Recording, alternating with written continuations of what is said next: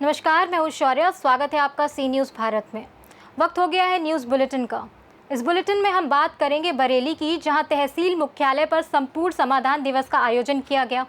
आगे बात करेंगे डिंडोरी की, जहां एकीकृत शासकीय माध्यमिक शाला के छात्र जान जोखिम में डालकर छत के ऊपर सफाई कर रहे हैं। ऐसी तमाम खबरों पर करेंगे विस्तार से चर्चा। बरेली के बहेड़ी तहसील मुख्यालय पर आज संपूर्ण समाधान दिवस का आयोजन किया गया, जिसमें एडीएम संतोष कुमार सिंह ने आने वाली फरियादियों की शिकायतें सुनकर निस्तारण के आदेश दिए। आयोजित संपूर्ण समाधान दिवस में कुल 86 शिकायतें प्राप्त हुई, जिसमें से 12 शिकायतों का मौके पर निस्तारण किया गया और इस दौरान एसडीएम बहेड़ी रतिका श्रीवास्तव, तहसीलदार भानु प्रताप, नायब तहसीलदार शोभित चौधरी के साथ तमाम विभागों के अफसर, थाना प्रभारी मौजूद रहे। बरेली से सीनू संवाददाता अब्दुल वाजिद की रिपोर्ट। डिंडोरी जिले के एकीकृत शासकीय माध्यमिक शाला घानाघाट के छात्र जान जोखिम में डालकर छत की साफ सफाई कर रहे हैं, जिसका वीडियो शनिवार दोपहर 12 बजे से सोशल मीडिया पर तेजी से वायरल हो रहा है। दरअसल विद्यालय के शिक्षक छात्रों से छत की साफ सफाई करा रहे हैं, जिसका एक वीडियो सोशल मीडिया पर तेजी से वायरल हुआ और प्रतिक्रिया का दौर जारी है। इस वीडियो की सी न्यूज़ भारत पुष्टि नहीं करता है। डिंडोरी से सी न्यूज़ संवाददाता कमलेश पाठक की रिपोर्ट। मुलचेरा तहसील के लगाम के पास स्थित चुटकुटा गांव में शनिवार दोपहर एक दर्दनाक हादसा हुआ। सड़क निर्माण कार्य के दौरान ग्रेडर मशीन की चपेट में आने से दर्शक सीताराम आतराम उम्र 50 वर्ष की मौके पर मौत हो गई। दोपहर करीब 1 बजे सूरजागढ़ कंपनी द्वारा सड़क पर मिट्टी डालकर लेवलिंग का काम चल रहा था और इसी दौरान ग्रेडर मशीन के नीचे आने से दर्शक आतराम की मौत हो गई। घटना के बाद ग्रामीणों ने आक्रोश व्यक्त किया और दोपहर 1 बजे से शाम 4:30 बजे तक रास्ता रोको आंदोलन किया। पुलिस प्रशासन और सरपंचों के समझाने के बाद ही शव को पोस्टमार्टम के लिए अहेरी उप जिला अस्पताल भेजा गया। वहीं पूर्व जिला परिषद सदस्य प्रशांत कुतरमारे ने प्रशासन को आड़े हाथों लेते हुए कहा कि आखिर कितनी जाने के बाद ये सड़क बनेगी। मुख्यमंत्री जिले को स्टील हब बनाने की बात करते हैं, लेकिन सड़क निर्माण की गंभीरता कहीं दिखाई नहीं देती। वहीं घटना के बाद गाँव में तनाव और आक्रोश का माहौल है। चुटुगुंडा सरपंच साधना मडावी और लगाम सरपंच दीपक मडावी ने ग्रामीणों को शांत करने की कोशिश की। इस हादसे से मृतक के घर में मातम का माहौल है। बता दें कि पीछे पत्नी 2 बेटे और 1 बेटी हैं और इनमें से एक बेटा और बेटी शादीशुदा हैं। फिलहाल पुलिस ने मामला दर्ज कर जांच शुरू की है, लेकिन सवाल अब भी बरकरार है कि सड़क निर्माण कब पूरा होगा और ऐसी दुर्घटनाओं पर कब लगाम लगेगी। गढ़चिरौली से सीधी संवाददाता संजय यमसलवार की रिपोर्ट। गायत्री शक्तिपीठ टहरौली की देखरेख में नवरात्रि साधना के लिए करीब 65 साधकों का जत्था शांतिकुंज हरिद्वार रवाना हुआ। सभी साधक शांतिकुंज हरिद्वार द्वारा आयोजित विशेष 9 दिवसीय साधना के लिए शांतिकुंज परिसर में ही रहेंगे और शांतिकुंज की देखरेख में साधना करेंगे। ये यात्रा ग्राम पंचायत बमनुआ के प्रतिनिधि रविशंकर शुक्ला द्वारा कराई जा रही है। साधकों की निःशुल्क यात्रा का प्रबंध उनके द्वारा किया गया है। रवानगी से पूर्व साधकों का माल्यार्पण कर सम्मान किया गया और गायत्री मंत्र के साथ उन्हें विदाई दी गई। राकेश जी, ये क्या कार्यक्रम हो रहा है? ये नौ दुर्गा तप साधना के लिए गायत्री शक्तिपीठ टहरौली से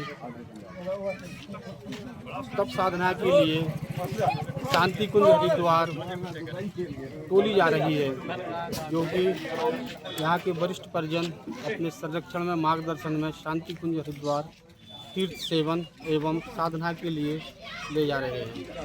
किसकी तरफ से ये कार्यक्रम हो रहा है? ये गायत्री परिवार टहरौली की तरफ से पूरा कार्यक्रम है। अरे जी, ये विदाई समारोह जो हो रहा है, क्या कार्यक्रम है, क्या हो ये रहा है? जो है गायत्री शक्तिपीठ में जो परिजन हैं सभी जो है ये नवरात्रि की साधना के लिए हरिद्वार जा रहे हैं। ये हमारे जो बमनुआ के प्रधान है रवि शुक्ला, उनकी तरफ से ये भेजे जा रहे हैं और सभी वहाँ जो है 9 दिन साधना करेंगे एवं गायत्री का तप जप करेंगे। कितने लोग जा रहे हैं? ये करीब 60 की संख्या है। ये सभी लोग जो है हरिद्वार जा रहे हैं, शांतिकुंज हरिद्वार।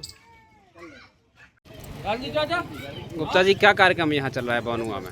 आज कार्यक्रम जो है गायत्री शक्तिपीठ टहरौली के परिजन शांतिकुंज हरिद्वार शारदीय नवरात्रि 9 दिन की साधना के लिए जा रहे हैं।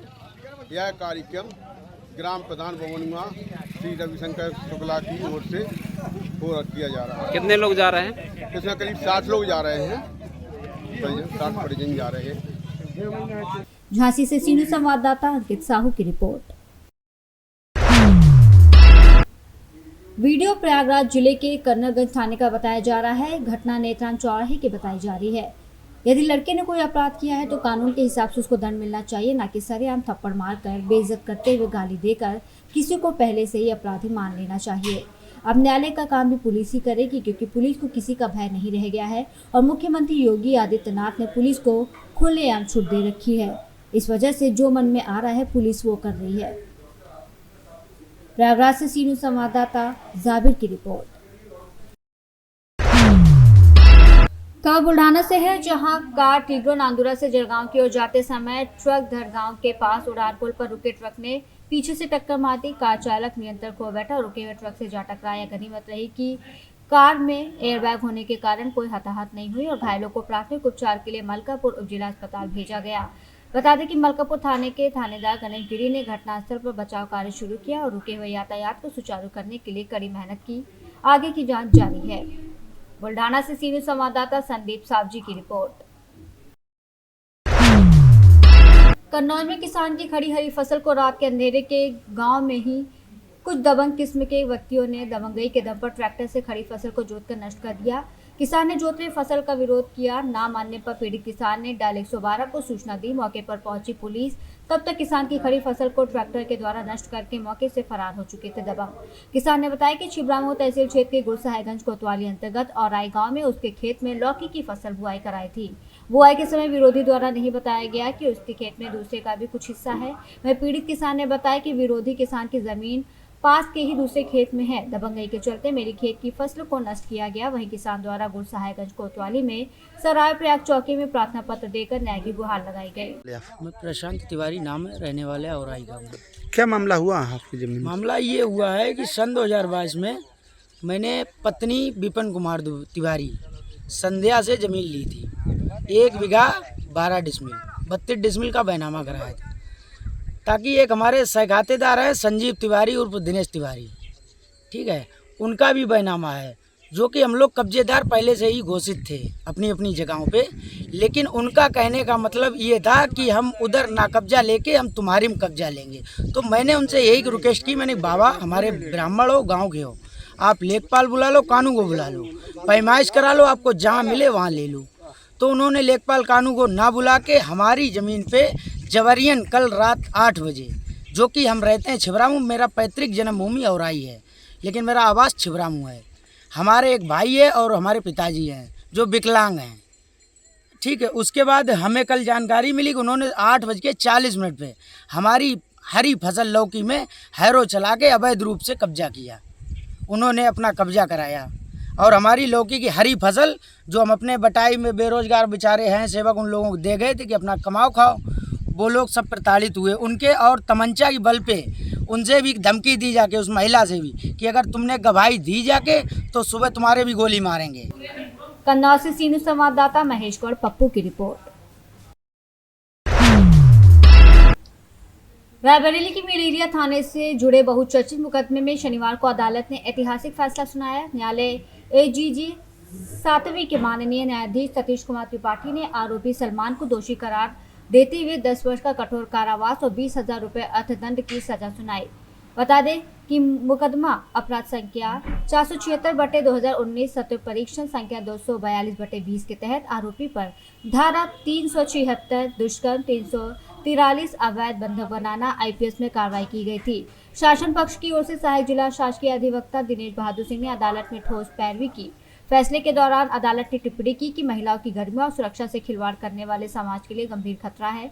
ऐसे अपराधों पर कठोर सजा देकर ही समाज में विश्वास कायम किया जा सकता है। गौरतलब है कि साल 2019 में दर्ज इस मामले में पीड़िता ने पुलिस को दिए बयान में सलमान पर न सिर्फ दुष्कर्म बल्कि बंधक बनाकर रखने का गंभीर आरोप लगाया था। लंबे ट्रायल और गवाहियों के बाद अदालत ने अब पीड़िता को न्याय दिलाते हुए आरोपी को सजा सुनाई। इस फैसले से जिले में कानून व्यवस्था पर आम जनता का भरोसा और मजबूत हुआ है। लोग अब उम्मीद जता रहे कि न्यायालय के ऐसे कठोर निर्णय से भविष्य में अपराधियों के हौसले पस्त होंगे।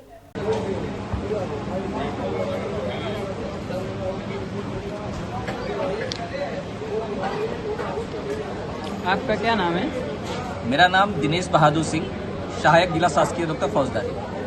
आज कौन सी सजा हुई है? आज मेरे न्यायालय एडीजे 7 पास्को सेकंड से श्री सतीश कुमार त्रिपाठी साहब ने बलात्कार के एक मामले में अभियुक्त सलमान को 10 वर्ष का कारावास और 20,000 रुपये अर्थदंड की सजा सुनाई। ये पूरा मामला थाना मिल एरिया का था, जिसमें पीड़िता ने न्यायालय से 156(3) में FIR लिखवाई थी कि पीड़िता गीता नर्सिंग होम गई थी।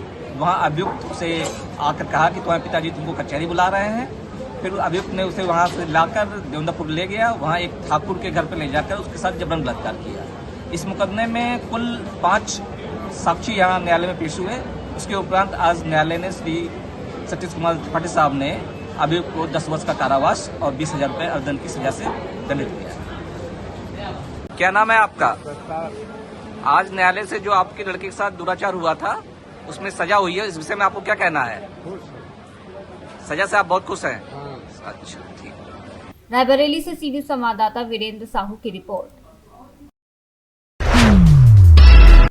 खबर रीवा से है, जहां सगरा थाना क्षेत्र के कपूरी गांव में दोस्तों के बीच मामूली कहासुनी पर 17 वर्षीय अर्पित विश्वकर्मा की हत्या का खुलासा हुआ। पुलिस ने एक नाबालिग समेत 5 आरोपियों को गिरफ्तार किया है।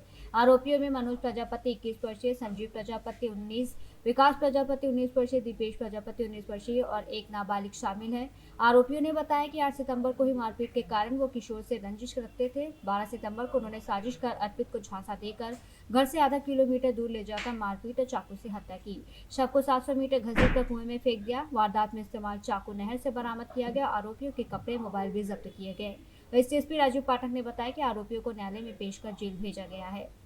सगरा थाना क्षेत्र में एक मर्डर हुआ था, क्या मामला था और आरोपी कितने गिरफ्तार हुए? सगरा थाना क्षेत्र में ग्राम कपूरी में अर्पित विश्वकर्मा की हत्या की गई थी। इसके संदर्भ में पहले ही 4 आरोपियों को गिरफ्तार कर लिया गया था। बचा हुआ एक आरोपी जो फरार था उसे गिरफ्तार कर लिया गया है और इस घटनाक्रम के 5 के 5 आरोपी गिरफ्तार कर लिए गए हैं। क्या दोस्त ने दोस्त की हत्या की थी? जी हाँ, ये सभी आपस में दोस्त थे। इनकी किसी बात को लेकर आपस में लड़ाई थी, उसी को लेकर इन 5 लोगों ने मिलकर उसकी हत्या कर दी थी।